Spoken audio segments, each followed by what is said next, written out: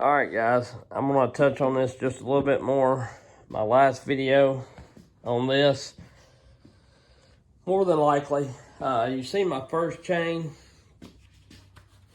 and here's one that I just pulled off the one of the last ones I done off the grinder right here. That might have been my first one. And I'm showing you this to get to where I'm going with this video here.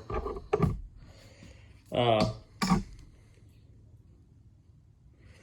think this is the second one. But see the bottom of the top plate there? I'm calling this angle the top of the top plate angle, and this under here the top plate bottom angle, in a sense, because there's two angles on the top plate. You got this, and then you got this, or this. And so what I figured out, these settings here, this one and this one, they kind of work together the best that I can figure. And of course, once you get these set the way you like them, you won't move them much. But as you dress this stone, and as you can see, like my stone's a little dirty there, got some smudge oil on it and grease or whatever from the chain. Run it bar oil, dirt, grime, or whatever. It clogs your stone up. So you dress it pretty often. To me, a little more often than you would like a round grinder or whatever, if you want this performing at the best that it can. So as you dress that, the wheel gets smaller.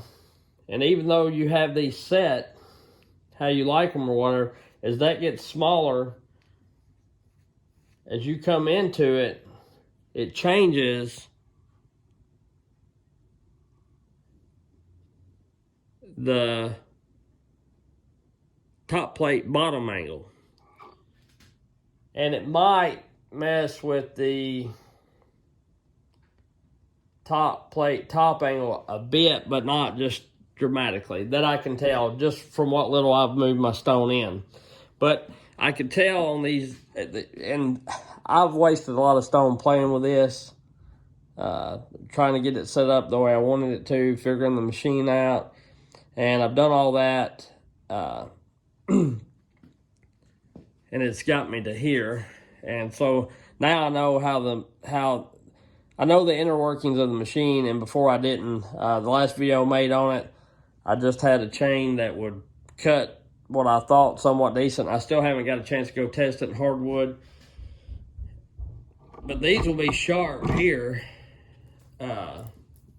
These will probably cut faster than the first one I ground, but I don't think they're going to last as long.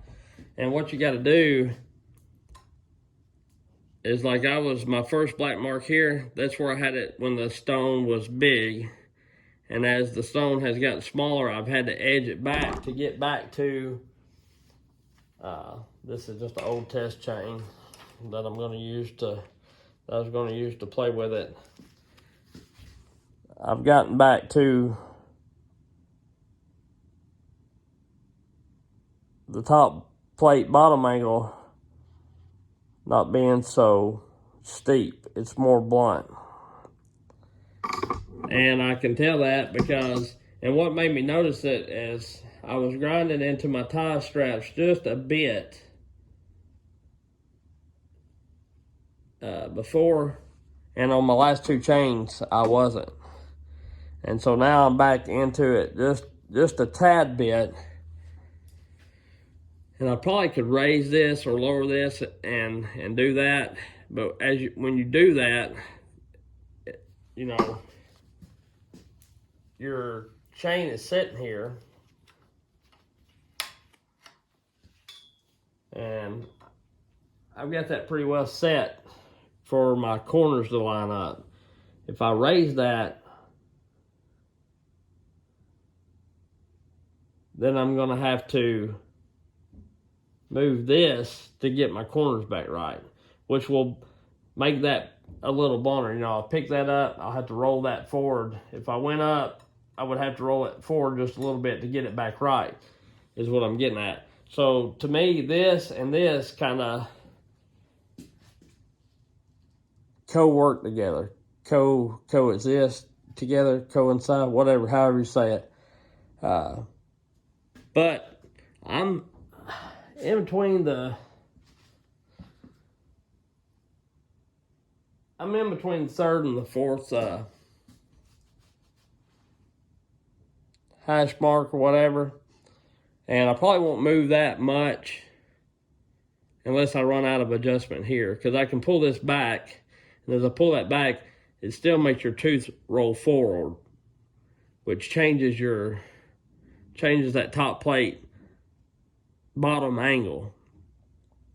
And I believe this will too, because this, if you go up, like say you got to move all this, and that's what, you know, cambers your chain. Or if I went lower, I'd be lower and I'd have to wheel this back, and that's going to give me a more sharp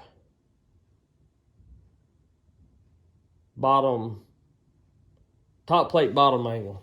It's going to give me a more sharp one, unless I roll this back more and I'm already about out of adjustment. So I'd want to go, if my wheel gets small enough I'm out of adjustment, I'll have to go up and go back to get it back to the way I like it. And once I run out of adjustment, then, you know, and you can play with it, you know, a little bit, because I've took quite a bit off this stone already, just mess around and sharpening chains. Converting chains from round ground to square ground really, you know, eats the tooth up or whatever. But, you know, I can go up and then I can go back, and that should make me have a more steeper angle like I like, you know. So I had figured that out, and I just thought I'd share that for people having trouble. Of course, if you go up too high and you leave this back, or you're down too far, you're really going to be in your tie strap. So it all really works together, and you know,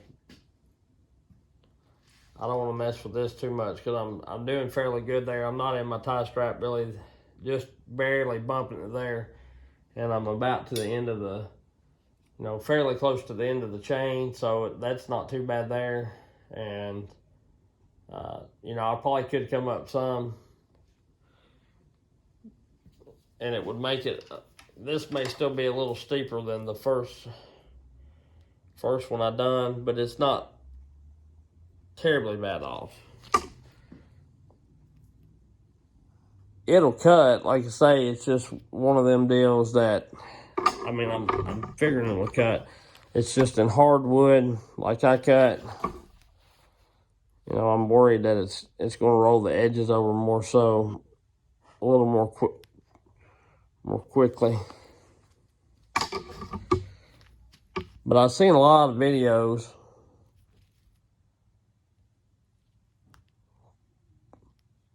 kind of explaining what they do, but not necessarily like this, not like what I'm trying to explain it. And it may not make no sense to you, but kind of makes sense to me. See, that's a lot less angle on my top plate. It's kind of like if you, another way to put it, if you're round filing and you get way down here in the gullet and leave a big, what I call porch, kind of like what I've got right here. You know, it's a sharper tooth, why it's sharp, and probably will cut better. But this right here is very thin, so it folds over.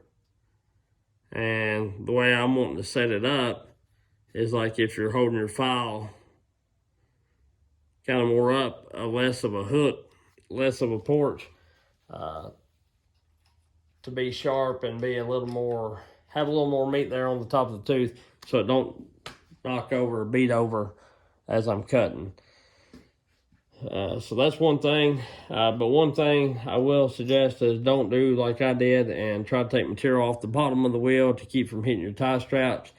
If you're hitting your tie straps terribly bad, then you don't have something adjusted out right.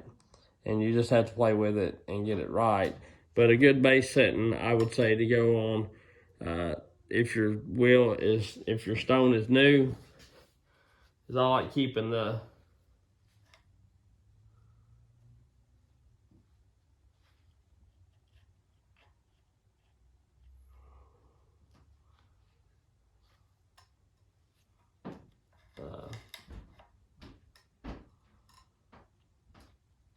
and I probably could, you can flip that a little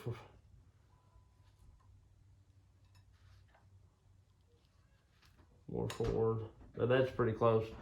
But right there, I'd set it to where the nut is at the end hash mark, and then I've made 2 marks here for 2. As my stone gets further in, you can come like this one's. This is one I done. It's a whole lot less steep, and then I went back to like right in here.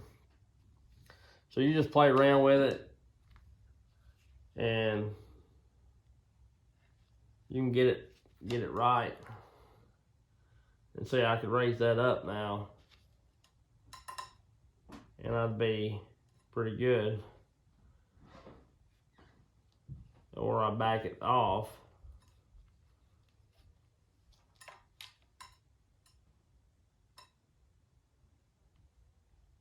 Or whatever, So you just play with it.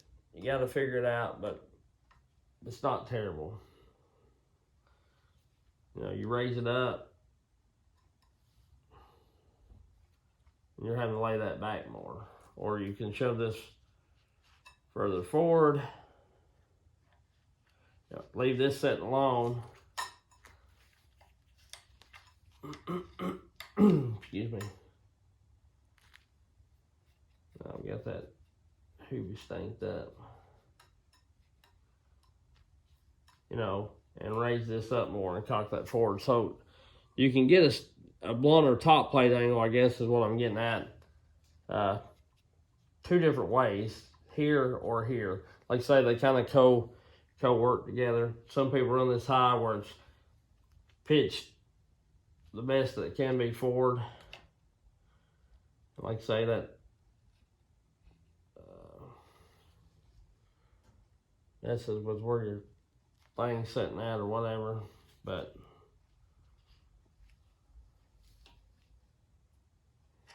I thought I had this running about right here before. I like keeping this right at the angle of the arm. That way your teeth roll right. And you still put that no matter wherever you want it. That don't have no bearing on anything really. It's just where I like to run it, where the corner is right here, that way.